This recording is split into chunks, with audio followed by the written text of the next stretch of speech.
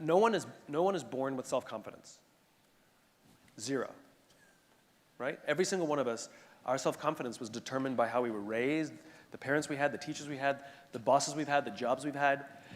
My sister worked for a company for 17 years, and her boss destroyed her self-confidence. She came out of that job, and she didn't realize until she got into her new job how afraid she was to make decisions because of her boss. And it took a while for her to get her confidence back.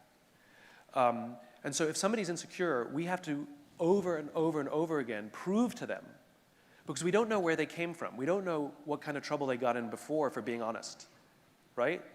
Or how they were raised. We don't know.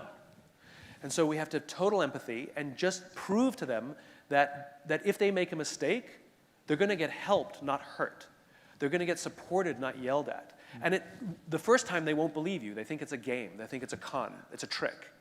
The second time, maybe. And we just have to keep at it. That every time, I used to have somebody on my team who would regularly lie to me, right? Because she would rather lie to me than tell me that she made a mistake. And if I saw the lie, I would ask so many questions to get her to say to me, I screwed up. I'd be like, well, this doesn't make sense. Because I can't say you're lying to me, right? I'd just say, this doesn't make sense. This doesn't make sense. If this adds up to this, then why is it that? And the lie would get bigger, and then she would yell at me about how I don't trust her. And then at the end, I have to be like, listen, it clearly doesn't add up. I'm okay if it doesn't add up, if you made a mistake. Just tell me, and I'm good, and we'll move on. But when you deceive me, I'm going to ask you so many questions to get to the truth that it's going to get worse and worse and worse. I had to have that conversation with her probably 50 times before little cracks started to show, where she showed up to me once where one number wasn't there, and she looked at me and said, I made a mistake. And I went, cool, thanks.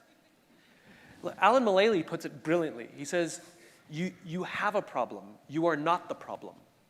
Right? So if something goes wrong, we have a problem, but you are not the problem. And that's the point is, we've too many times told people that they're the problem. So I think it's just going to take time and patience, and you have to do the hard work of helping that person build up their confidence again.